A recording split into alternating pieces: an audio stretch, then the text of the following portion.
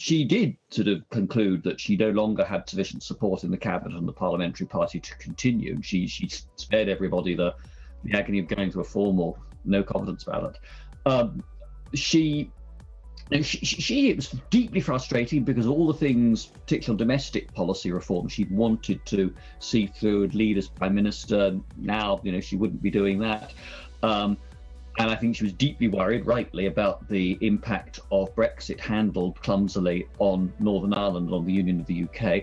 But also there was a sense of, I should say, almost relief, because the strain and the agony of we've been going on for months. David, we're going to have to leave it there. It's still to come. PMQs Unpacked Live is next.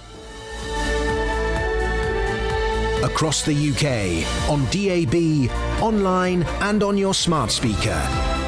This is Times Radio. It's 12 o'clock. I'm Matt Shawley and this is Times Radio. In a moment, PMQs Unpacked Live. First, a quick look at the headlines this lunch. The Prime Minister is vowing to fight on despite being hit by fresh resignations and a growing revolt against his leadership in the wake of the Chris Pincher scandal. The Schools Minister, Robin Walker, the Children's Minister, Will Quince, the Treasury Minister, John Glenn, and Home Office Minister, Victoria Atkins, have all resigned this morning as other MPs publicly withdraw their support. Elsewhere, Amazon's facing an investigation over concerns its UK marketplace may be anti-competitive. The CMA is looking at whether the retail giant's hurting competition by giving its own sellers an unfair advantage over third parties. And motorists were hit by a record monthly hike in petrol prices in June. The RAC says the average cost of a litre of the fuel at UK forecourts rose by almost 17 pence last month. It's the highest monthly increase in records dating back to the year 2000. Right, you are listening to Times Radio. You can watch along on the Times Radio YouTube channel. It's time for this. PMQs Unpacked on Times Radio. Unpacking the politics and cutting through the crossfire. Order, order. I call Matt Chorley and Tim Shipman and Patrick Maguire. Living the Lindsay Hall mega mix there. Hey, so very good morning to you, gents. Normally it's one or the other, but we felt this is a big enough occasion that it required both of you here. Tim, your expectations, what are you hearing right now? How bad are things in number 10? How long's he got? All of that in about 30 seconds, please. Well, I don't think he's got very long. I mean, the Prime Minister is doing his best impression of the Black Knight in Monty Python, isn't he? Yelling, "'Tis but a flesh wound," as yet another limb is hacked off. I'm told there are more ministerial resignations coming. I've got at least one name that has yet to appear, who I'm told is going to quit at some point today. I'm told, for what it's worth, there was nobody expected to cross the floor during PMQs. Labour sources saying they're not going to do that little trick again. But it looks like the Prime Minister has at best a week to keep things on the road. It doesn't look very good for him at all. Patrick McGuire, actually, if you were a Conservative MP as unhappy, why would you cross the floor? Because you might be about to get a new leader. Well, exactly. There are so many variables. You know, you might fare much better under a Rishi Sunak premiership, particularly if you're in a Lib Dem facing seat. That's the fear of the Lib Dems, certainly. Than under Boris Johnson. So actually now, perversely, despite the disarray engulfing the Tories, it's a good time to stay put. Well, if you are watching along on the YouTube channel, how many of us are? We've just broken 1,000. I think that's a new record. Well done, everybody. Boris Johnson's got his uses. Watch along on the YouTube channel. Let us know where you're watching. You're watching in Ottawa. You're watching in Melbourne. You're watching in Ipswich. All the glamour. Do tell your friends if there's an opportunity. If there's a time to be watching PMQs Unpacked on the Times Radio YouTube channel. This is it. Tim Shipman, what should Keir Starmer do? Because every time he tries to insert himself into Tory woes, it never sort of quite comes off. No. Well, he needs to remind people of why Boris Johnson has mucked up in the last week. He needs to emphasise, the things that make Tory MPs uncomfortable, that he employed a alleged sexual predator. And he needs somehow to try and blame the rest of the Tory party for it and say, all these people resigning, they've been propping this bloke up for months, and everyone who's staying is frankly to blame as well. They were pretty aggressive on that last night, weren't they, Patrick Maguire? There was no, congratulating Rishi Sunak for doing the right thing. It was, you are culpable in all of this. Well, this is what a senior Labour source told me this morning. Zero generosity to anybody who resigns. Keir is going to focus on Boris, but we're going after the rest of them. And we've got lots of attack planned on Nadeem Zahawi, especially. So that's something to look out for. Keir will go for the jugular here, but I think the rest of the cabinet, The such as it phrase I've exists, heard is that they want to contaminate others with Johnson's sins. Well, let's find out what Keir Starmer does. This is the most extraordinary day since the last one. Since the last one. Since the last one. It's a pretty big day. This could well be Boris Johnson's last PMQs. I was looking back at the archives. We've said that before. Welcome along if you're listening on Times Radio. Welcome along if you're watching on the YouTube channel. Let's go live to the House of Commons now. This is question number 1 from Keir Starmer. Thank you, Mr. Speaker. Today is the start of the Women's Euros, and I know the whole House will wish the Lionesses the very best of luck in bringing football home. Mr. Speaker, it's also... Mr. Speaker... I think that's MPs from Northern Ireland pointing out there are other parts of the UK. Terence worked at Hansard by day and Heaven by night before he sadly died of AIDS. The Labour Party and the Terence Higgin Trust are committed to ending new cases of HIV by 2030. Together we can. Mr. Speaker, last week a government minister was accused of sexually assaulting a young man. I want to quote the victim's account. He says, "He grabbed my arse and then he slowly moved his hand down in front of my groin. I froze." I accept that's not easy listening, but it's a reminder to all those propping up this Prime Minister just how serious the situation is. He knew the accused minister had previously committed predatory behaviour, but he promoted him to a position of power anyway. Why? Prime Minister. Mr. Speaker, that individual, the honourable member for Tamworth, no longer has the Conservative whip. He no longer has a job. He is no longer, as soon as I was made aware of the allegation that he has just read out, Mr. Speaker, the complaint that was made, he lost his status as a Conservative MP, and he is now the subject, Mr. Speaker, of an independent investigation to the Complaints and Grievances panel. And that is entirely right. And I want to say to him, Mr. Speaker, I want to say to him that I abhor bullying and abuse of power anywhere in Parliament, in this party or in any other party. OK, let's jump in there as we do on PMQs Unpacked. Before we unpack that, some breaking news for you. Joe Churchill has just resigned as a health minister. Our beloved country is facing an uncertain future and strong headwinds. A clear, selfless vision is needed. The country and party deserve better, and so with a heavy heart I decided to resign. Recent events have shown integrity, competence and judgment are all essential to the role of Prime Minister, while a jocular, self-serving approach is bound to have its limitations. So what's that, number 15 now, Patrick? 17. 17. I've lost count. Let's go back then to unpacking Keir Starmer's first question there, Tim Shipman.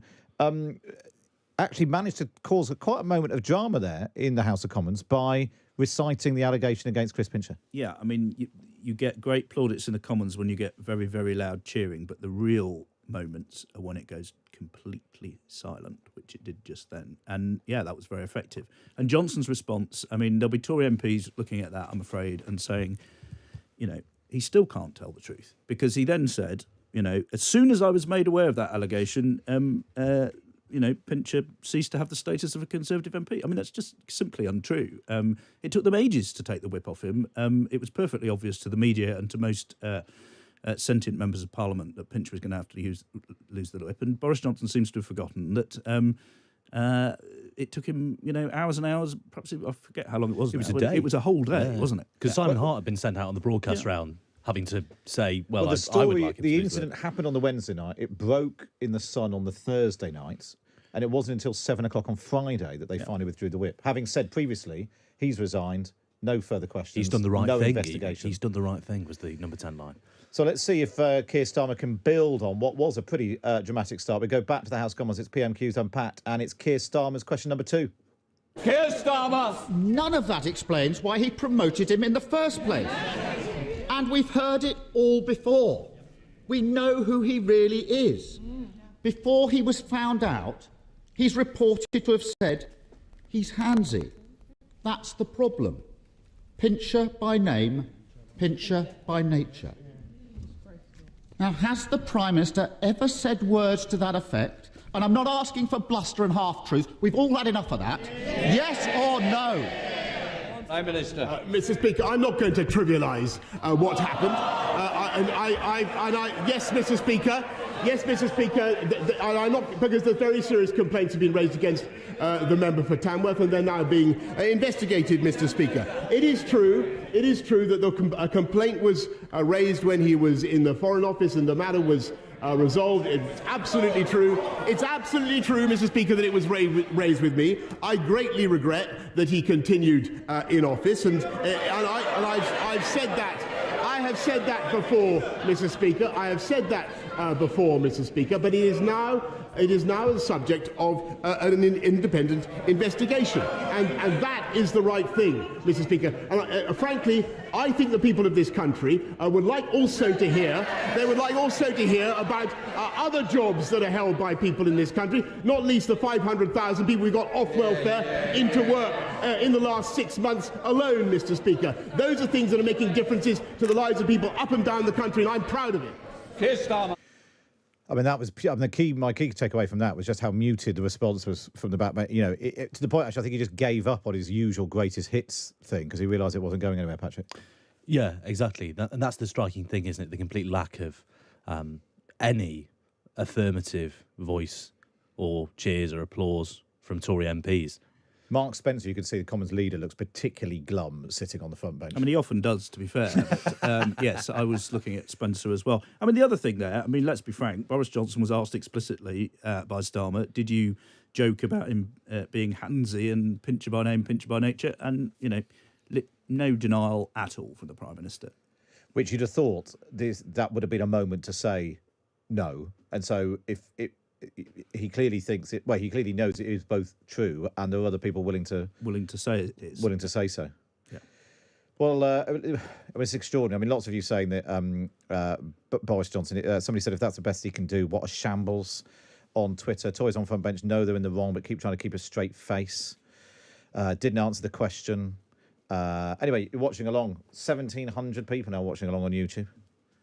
Are we now influencers? 1,700. Yeah, it's extraordinary, isn't it? God.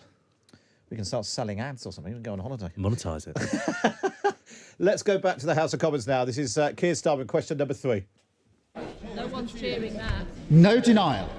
And he says the matter was resolved when he means it was upheld. Exactly. And they're all sitting there as if this is normal behaviour. Exactly.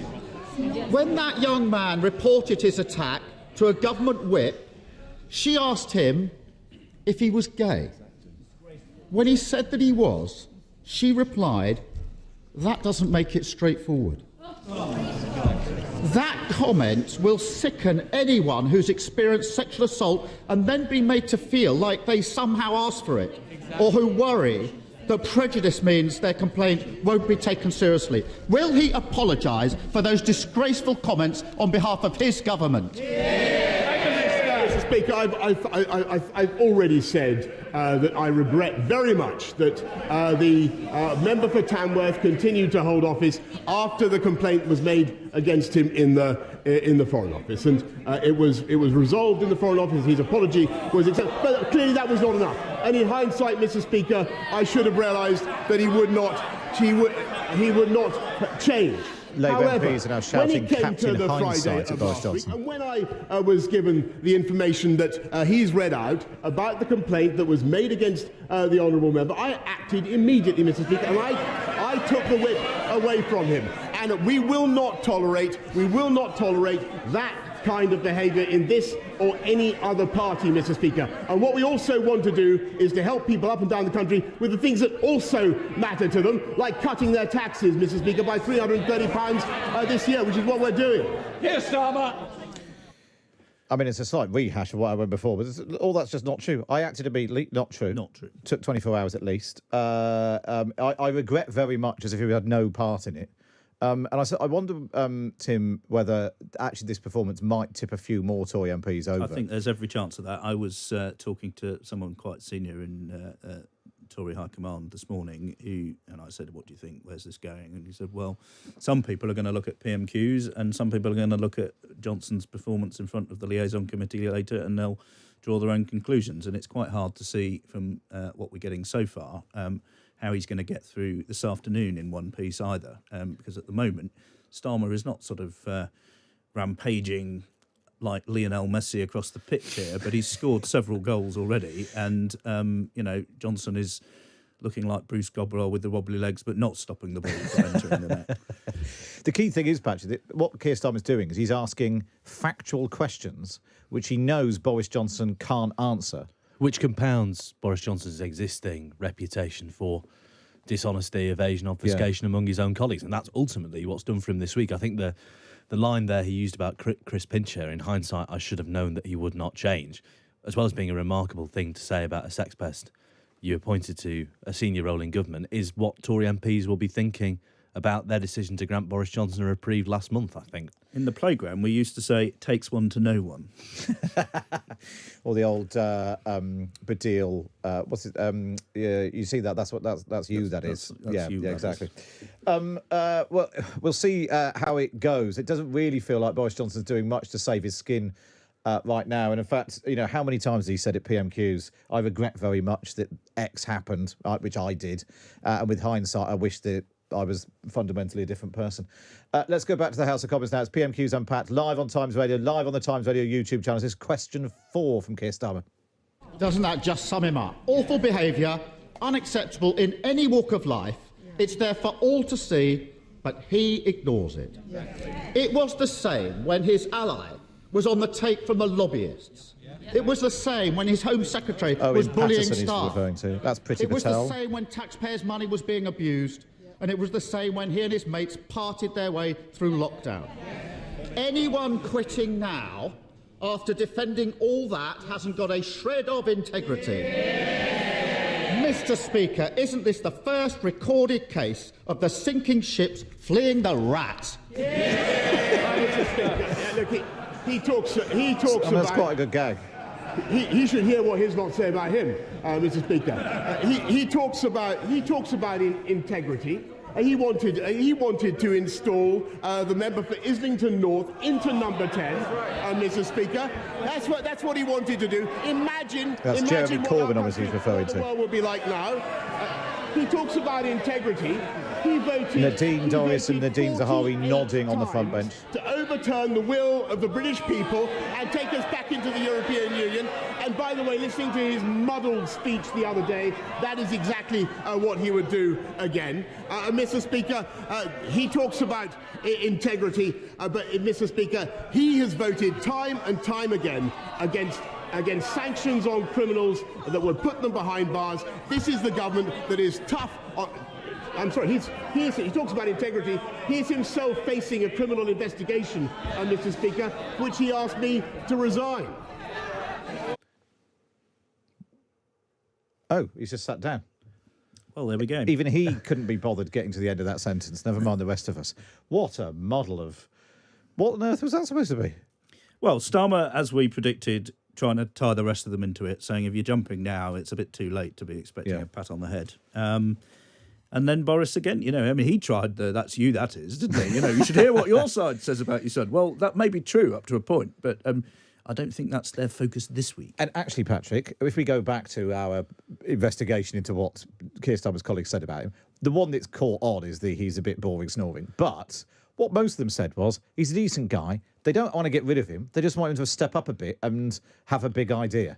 It wasn't that they think he's fundamentally unfit to be Prime Minister. Or that he's a liar, or that he would appoint a sex pest to his whip's office, or that there are any questions about his personal probity or whatever. If the main criticism, if the only criticism, the most stinging criticism you can make of your opposite number is your colleagues think you're a bit boring, on this of all days, it's not going to wash, is it? And it says, several people have been in touch today saying, well, if there was a general election right now, give me a bit of boring. I mean, it wouldn't be very good for our viewers on the YouTubes. Well, that's exactly what Dominic Cummings said yesterday. He said, this boring criticism, he said the problem with Starmer is not that he is boring, because the boring thing was part of the Tory appeal in 2019. We'll get Brexit done and politics will go away for a bit. Obviously, that is quite clearly not what's happened.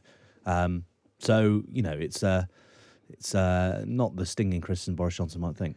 We're doing quite well. We're almost at 2,000 people watching on YouTube now. So if you are watching on if you're not, get online now. And if you are, share it. Tell your friends. Let's see if we can get over 2,000. Just so we can put it in a meeting and people will be pleased with us. Right, here we go. This is still PMQs Unpacked. Boris Johnson is still Prime Minister as Keir Starmer does question number 5. What a pathetic spectacle. Exactly. The dying act of his political career is to parrot that nonsense. Yep. And as for those who are left, only in office because no one else is prepared to debase themselves any longer, the charge of the lightweight brigade. Have some self-respect. Oh, Nadine is pretending to laugh on the front page. For a week. He's had them defending his decision to promote a sexual predator. Every day, the lines he's forced them to take have been untrue. First, that he was unaware of any allegation. Untrue. Then, he was unaware of any specific allegation. Untrue. Then he was unaware of any serious specific allegation. And now he wants them to go out and say that he simply forgot. But his whip was a sexual predator. Anyone with anything about them would be long gone from his front bench. In the middle of a crisis, doesn't the country deserve better than a Z-list cast of nodding dogs? Nadine Dorris nodding there. Mr. Speaker, it's exactly when times are tough and when the country faces pressures on the economy and pressures on their budgets, Mr. Speaker, and when we have the biggest war in Europe for 80 years, Mr. Speaker, that is exactly the moment that you'd expect a government to continue with its work, not to walk away, Mr. Speaker, and to get on with our job and to focus on the things that matter to the people of this country. And so we're not only cutting taxes today, Mr. Speaker, we're putting £1,200 into every one of the 8 million most vulnerable households in the country, Mr. Speaker, thanks to the strength of our economy and thanks to the decisions that we took, Mr. Speaker, which he opposed at the time.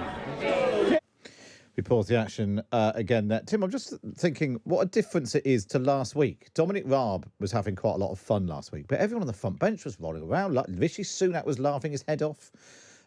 They seem quite... looking at the front bench now, they look very gloomy. Well, it's like that picture of Cabinet earlier in the week. Yeah. It looked like it was a sort of suicide club meeting to ponder how to finish the job. Starmer's done pretty well here, hasn't he? I mean, he's been serious and relentless, and he's had a few good lines. Charge of the lightweight brigade is a good line. Ships fleeing, the sinking rat is a decent line. Already getting Labour staffers claiming credit for that one. So charge of the lightweight brigade was also good. Yeah, no, exactly. But the good news is we've now got over 2,100 people watching online. There we go. If you speak and they come, it's like, Well, keep on sharing that. Patrick, quite often when we say, how can Keir Starmer possibly miss? He normally does. The higher the stakes, the less good he is. He's showing that actually he has got something about him today. He does, and I think it helps that there is almost a lawyerly case he can prosecute here, right? Yeah. He's looking at the evidence now, doing his forensic thing, which is his natural register, and the circumstances call for it. It's a natural foil to Boris Johnson's still remarkably pretty flippant and glib approach to the most serious PMQs of his premiership, effectively his audition to remain in office for 5 hours rather than 5 minutes. And just speaking of Z-listers and nodding dogs, I think Michael Gove's absence from the Treasury bench there is very, very striking. There's no Michael Gove on that bench. Any idea where he is, Tim?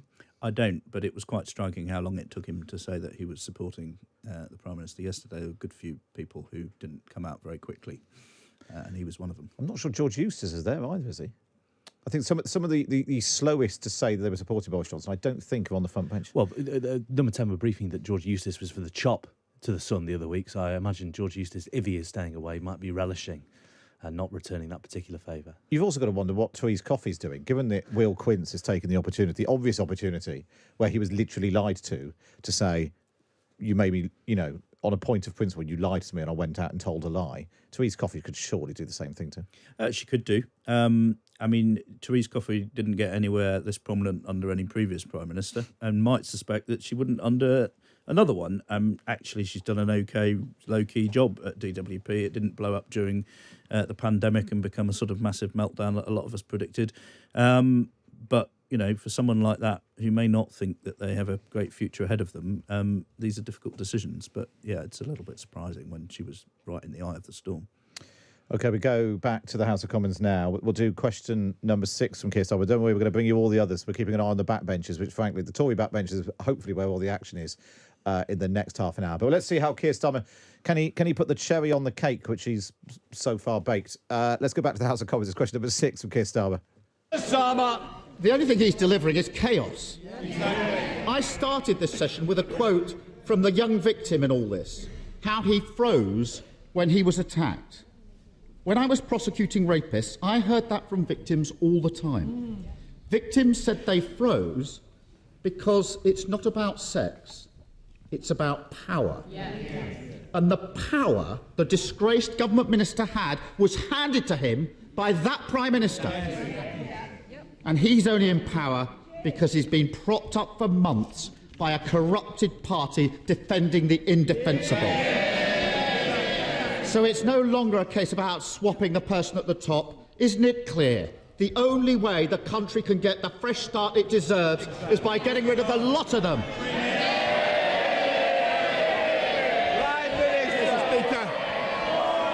Mr. Speaker, the difference between this.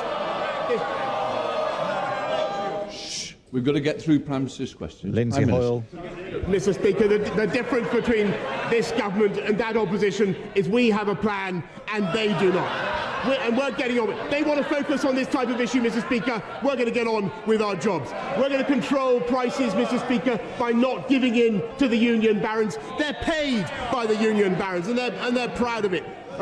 We were the first European country to arm the Ukrainians, Mr. Speaker. I'm proud of that.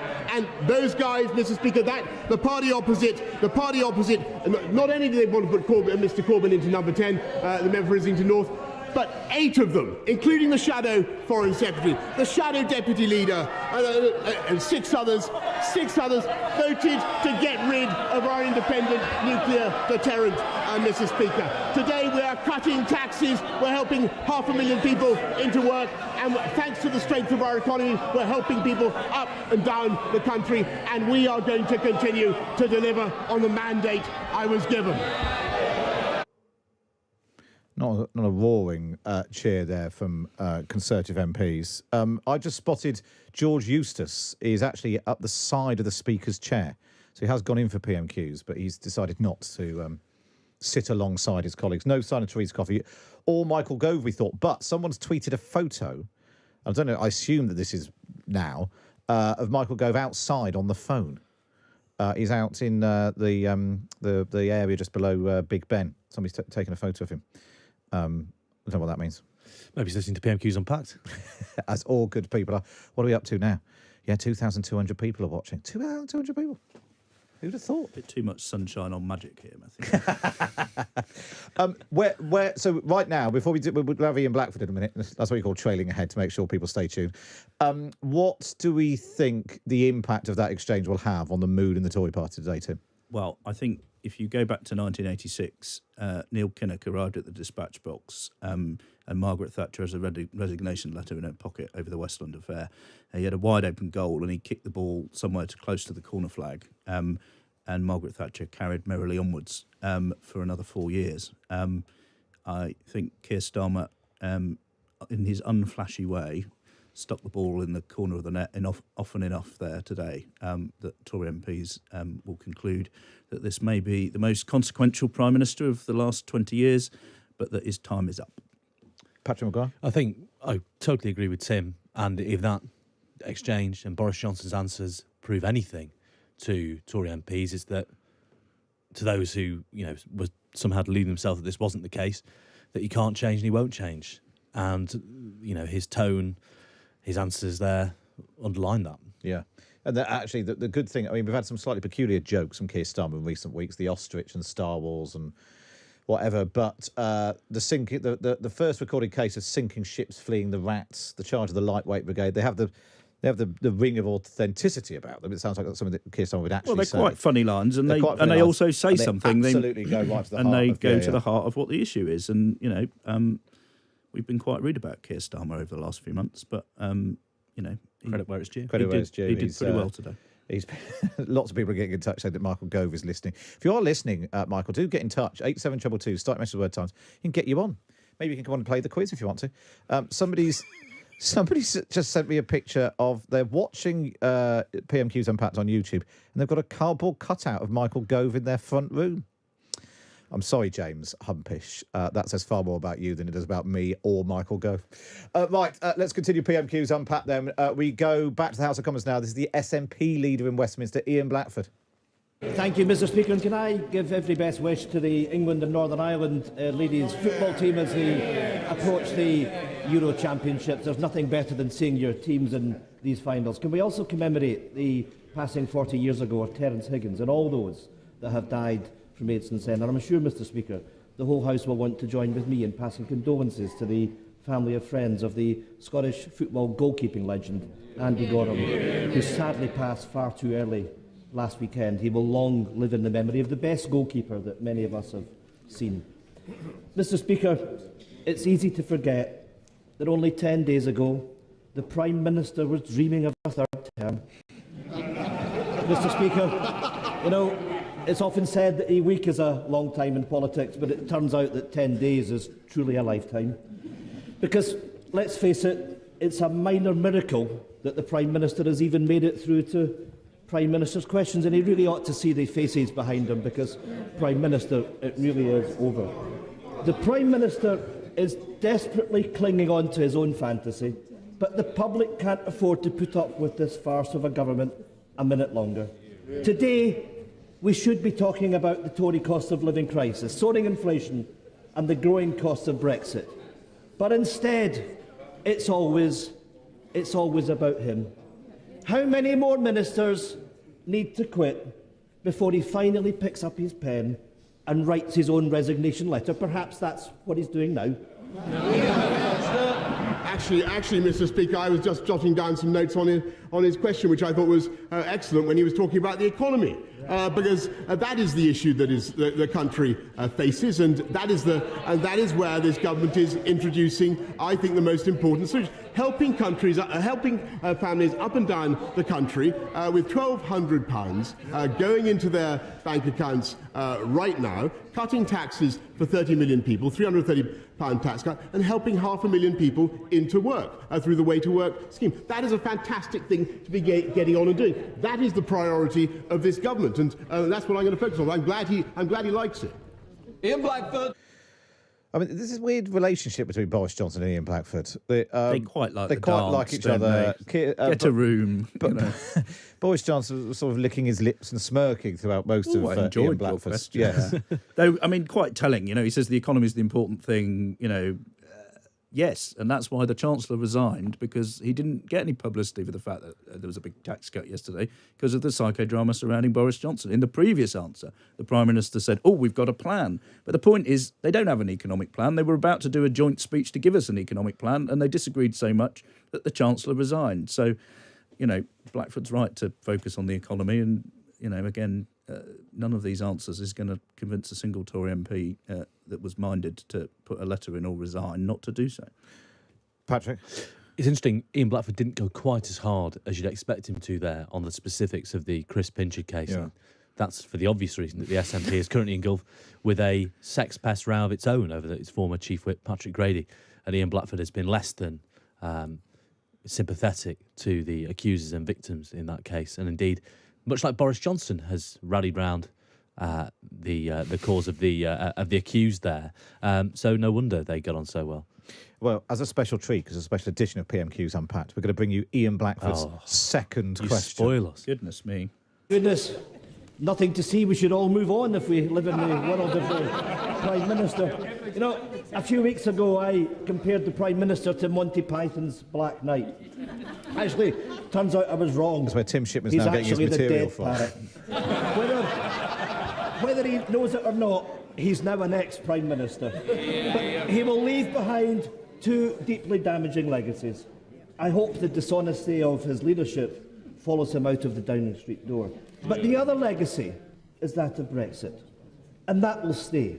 Because I'm sad to say that the Labour Party now fully supports Brexit. Mr. Speaker, Scotland wants a different future, not just a different Prime Minister. So if the Prime Minister won't resign, will he call a general election and allow Scotland the choice of an independent future, free from the control of Westminster?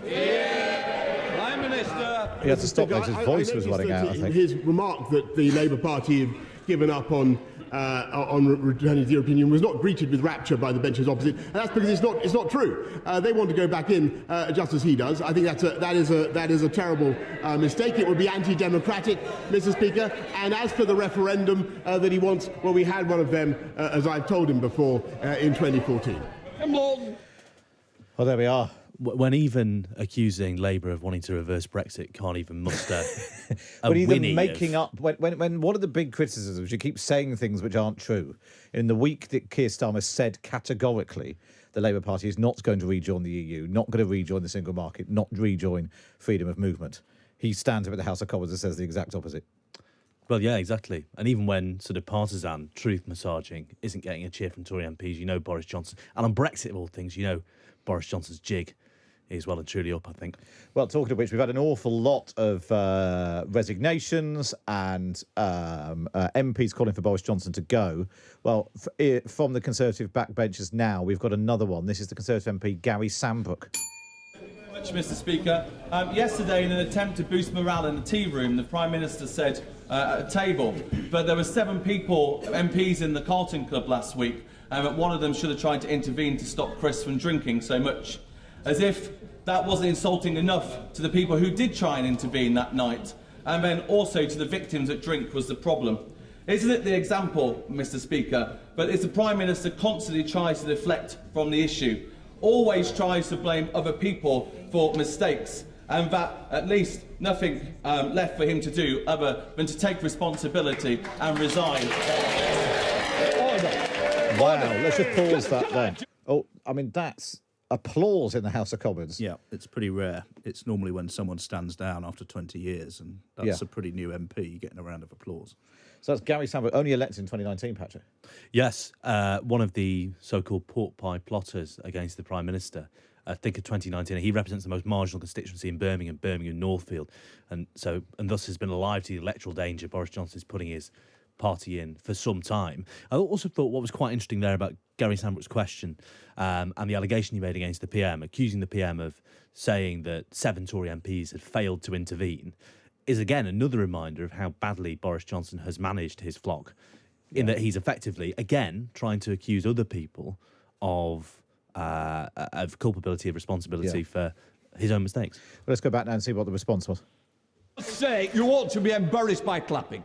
This is not a debate. Mr. Esterson, it's not debating society. This is... This is Prime Minister's questions. I want to get through the questions as other people want to catch my eye, and the way to do it is not by clapping. Prime Minister. Mr. Speaker, there's a very simple reason why they want me out, and that is because they know, Mr. Speaker, that otherwise we are going to get on and deliver our mandate and win another general election, and that is the reality, Mr. Speaker. Nero Wilson. Wow. So he says they want me out, looking at the Labour benches who clapped, but it was one of his own MPs who stood up and said it. I mean, we are well into the realms of a parallel universe here, aren't we? And they just keep coming. Davy Davis, you'll remember, was back in January, stood up and said, for the love of God, man. In the name of God, go. Let's see what former Brexit secretary sat next to Boris Johnson in Theresa May's cabinet, resigned, and Boris Johnson followed him out the door. He's sitting next to Sajid Javid in the House of Commons. Sajid Javid is due to make a resignation statement in a moment. Let's see what David Davis had to say.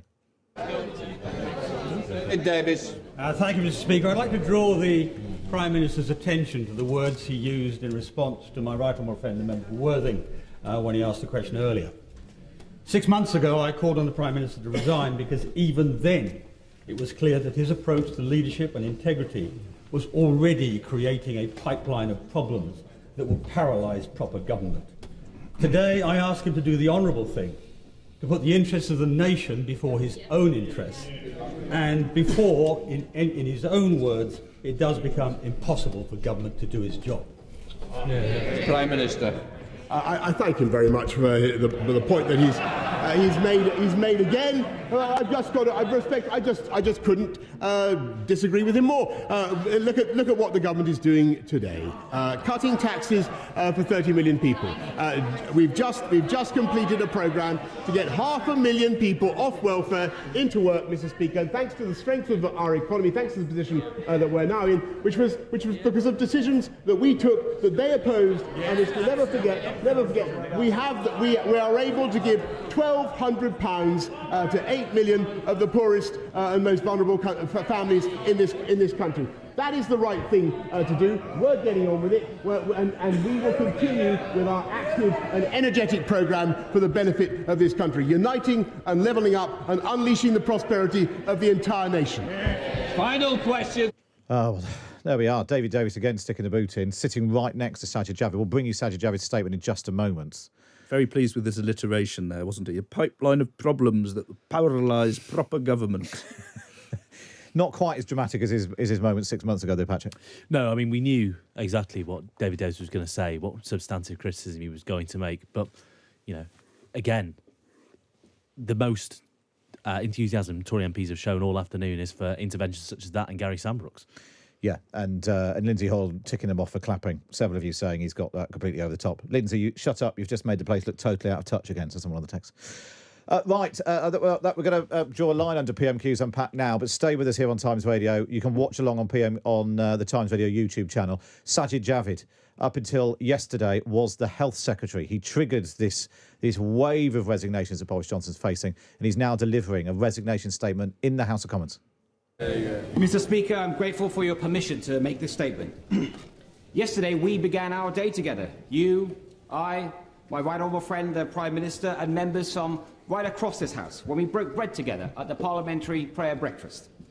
And we listened, all of us, to the words of Reverend Les Isaac, who spoke about the fact that responsibility that comes with leadership, the responsibility to serve the interests of others above your own, and to seek common ground of your party, your community, and above all, your country. Now, colleagues will be forgiven for my sense of déjà vu. Despite what it might seem, I am not one of life's quitters. I didn't quit when I was told that boys like me don't do maths. I didn't quit when old school bankers said I didn't have the right school ties. And I didn't quit when people in my community said that I should not marry the love of my life. I care deeply about public service and giving back to this country that has given me so much. That is why, when I got the call from my right honourable friend, the Prime Minister, just over a year ago, I didn't hesitate to serve again. It was a critical time for our country. Tough decisions needed to be made about when we were going to come out of lockdown, about supporting the National Health Service and the care sector under unprecedented strain. It has been an absolute privilege of my life to have been trusted with these responsibilities, and I can only hope that my best has been good enough. It has undoubtedly also been one of the toughest roles that I've had so far. The gravity of Home Office decisions, the scale of Treasury decisions, but nothing matters more than the health of your people, of the British people, especially and in the wake of a pandemic. Caring for people's health and well-being is truly a noble vocation.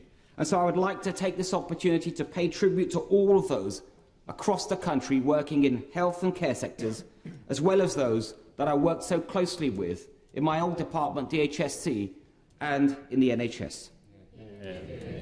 There is so much that I planned for the long term reform of our health and care systems, and it is a wrench to leave that important work behind. Now, when I last gave a personal statement from this seat, I spoke about the importance of institutions and conventions Today, it is about the importance of integrity. And don't worry, there's not going to be a series of these. Institutions and integrity are both central pillars that underpin our great democracy. It doesn't matter what your political perspective is in this House.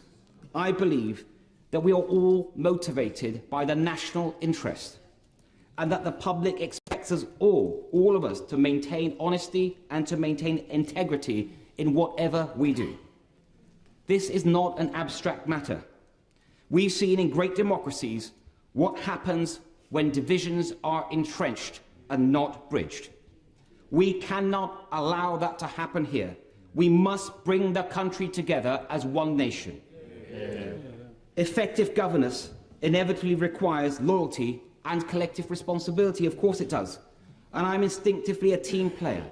And I have completely focused on governing effectively over the last year. But treading the tightrope between loyalty and integrity has become impossible in recent months. And, Mr. Speaker, I will never risk losing my integrity. I also believe a team is as good as its team captain, and that a captain is as good as his or her team. So loyalty must go both ways. The events of recent months have made it increasingly difficult to be in that team. It's not fair on ministerial colleagues to go out every morning defending lines that don't stand up and don't hold up. It's not fair on my parliamentary colleagues who bear the brunt of constituents' dismay in their inboxes and on their doorsteps in recent elections. And it's not fair on Conservative members and voters who rightly expect better standards from the party they supported. When the first stories of parties in Downing Street emerged late last year, I was personally assured at the most senior level by my right honourable friend's then team that, and I quote, there had been no parties in Downing Street and no rules were broken. So I gave the benefit of doubt.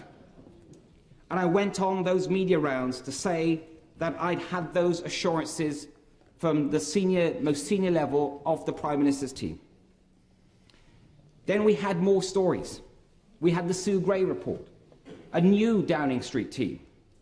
I continued to give the benefit of the doubt. And now this week again, we have reason to question the truth and integrity of what we've all been told. And at some point, we have to conclude that enough is enough. I believe that point is now.